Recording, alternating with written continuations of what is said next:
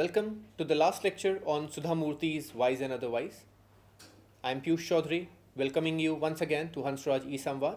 I'm working as an assistant professor at Hansraj College, University of Delhi. This is the last lecture, and I'll be just giving some basic concluding remarks on the topic that we have been discussing for so long. I have delivered over 10 lectures till now, and this is the last lecture on this series. So this collection, Wise and Otherwise, as we all know, it's a part of non-fiction. So students might think that what is the need of non-fiction in the Department of English, which primarily teaches fiction and literature. But there is a close relation between non-fiction and literary studies. Let me briefly discuss why non-fiction is perhaps as important as fiction. Right? So one of the foremost reasons that non-fiction can be considered as better than fiction, or I would rather say that non-fiction is unique in the sense that it is mostly grounded in reality. It is mostly, as I said mostly it is grounded by realistic ideas and realistic instances. Particularly Sudha Murty's Wise and Otherwise is grounded, in reality. This is not to say that fiction cannot be motivated by realism. It would be incorrect to say that fiction is not realistic, because ultimately it is the experiences, the real lived experiences, that play a very major and a very important role in the writing techniques and the narrative style used by any author. Therefore, I am not claiming, in no way am I claiming that fiction is not close to realism. Perhaps what I'm trying to say is that non-fiction is mostly more grounded in reality and real events and people and facts. And that is why Sudha Murty has written this collection of short stories titled Wise and Otherwise. And in this, she has cited real events, real topics, real facts, and has made it very clear that all these stories, these 51 chapters, are actually real historical events from her life. So therefore, since non-fiction is rooted in real events and facts, it offers insights into the world as it is. This is because we as readers are aware of the fact that it is non-fiction, and since we are aware of the fact that it is non-fiction, we are also aware of the legitimacy or the realism or the authenticity of the event in question. Therefore, we as readers tend to learn more from non-fiction because it makes us realize that all these events are rooted and written from real events, from real accounts. These memoirs or anecdotes or real life incidents from the life of Sudha Murty, they provide us with real first-hand accounts of human experiences, which gives readers a genuine understanding of human emotion and human life. Also, non-fiction educates readers about a certain era or about a certain historical time or about certain histories or about certain topics, which makes it much more informative than fiction. Non-fiction is often more informative than fiction, clearly, and it also explains in a much more real manner the events that have happened at any point of time. Therefore, it gives factual knowledge and is certainly much more informative than fiction. Also, what I'm trying to say by all of this is that non-fiction allows readers to improve their lives with strategies for personal growth, with strategies for improvement, professional development, and it equips readers with tools and strategies which they can implement in their lives to become a better version of their own selves. And this is precisely one of the key ideas behind the inclusion of Wise and Otherwise in the syllabus of University of Delhi.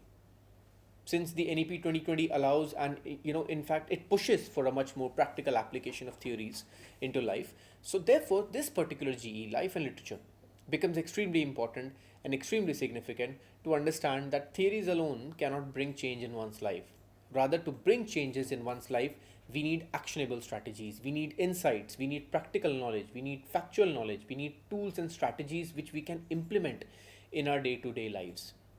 Right? And by reading all of these 51 chapters by Sudha Murty, we are very easily equipped with these tools and the strategies for our professional growth, as well as more so for our personal growth, for making our communication better, and to also understand life and its complexities, its joys, its pains, its tribulations, and all the beautiful things and all the tragic things that are there in life. Right? Life is not just about being happy. It's equally about the sadder aspects of life. Right?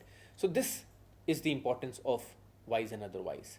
Then non-fiction also, you can say, allows us to analyze real world problems, and this analysis can only be done through a critical thinking apparatus which can be developed by reading this particular GE.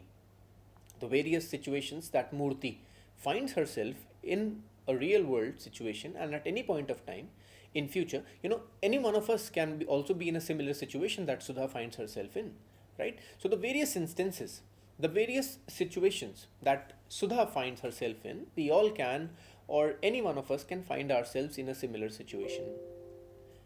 Therefore, by reading this collection of stories, we tend to analyze real world problems and real world issues, which allow us to reflect on such issues and create and form informed opinions. And on the basis of those informed opinions, we can come to an action, we can come to an actionable strategy.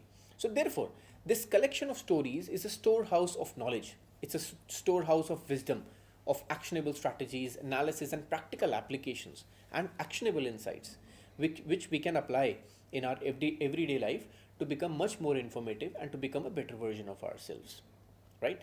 We can become someone who can take on challenges of life head on and emerge victorious by taking the right decision as and when the situation demands from us. So this is the importance, because this is the concluding lecture. I'm just concluding and just reminding what is the importance of this paper and how we can take the maximum benefit as students of literature. Simply by reading the summaries of these chapters, we will not be able to reach on a conclusion, right? At the same time, I believe that this collection of short stories, or this collection of real life autobiographical anecdotes, they give us cultural and historical insights. It gives us an insight into the changing culture of India.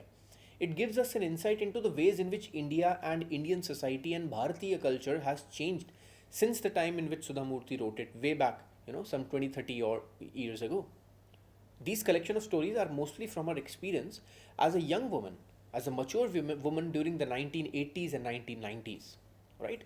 So the stories were published later on, somewhere close to 2005 or 6.